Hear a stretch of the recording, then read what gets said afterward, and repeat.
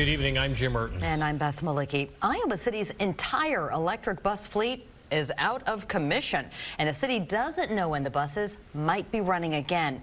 It's because the company that made the city's buses filed for bankruptcy. Now the city can't get parts needed for repairs. KCRG TV9's Jackson Valenti joins us live in the studio. So what is next with Iowa City's EV fleet, Jackson? Beth, in 2023, Iowa City's electric bus vendor Proterra filed for bankruptcy, and the company's transit line was later bought out by Phoenix EV. Since Proterra went bankrupt, Iowa City hasn't been able to do any repairs to its electric buses.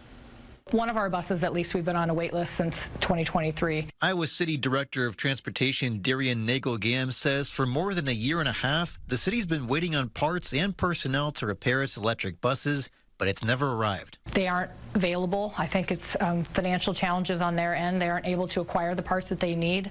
And also they don't have the staff that they once did either. Nagel-Gam says the city realized it couldn't rely on Phoenix EV to be its long-term vendor, so it's switching its EV bus vendor to Gillig, the same company that makes the city's diesel buses. But even after the switch, Iowa City's electric buses are still stuck in this lot. Iowa City's new EV bus vendor can't repair these buses either because they're made differently with unique parts. So the city has no idea when this $6 million fleet might be back on the road. That's been one of the challenges, is just not having those buses in production.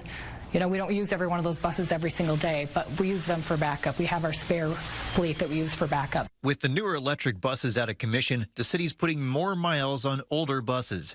It also means the city's further from its goal to transition to an entirely electric bus fleet. I think what we're going to ultimately have to do is phase them in more slowly. She said Iowa City plans to buy 4 new electric buses from Gillig using money from a federal grant awarded to the city in 2023.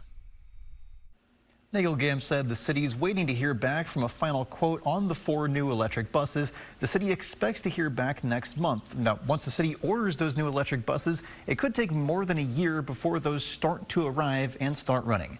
In the studio, Jackson Valenti, KCRG TV9 News. Jackson.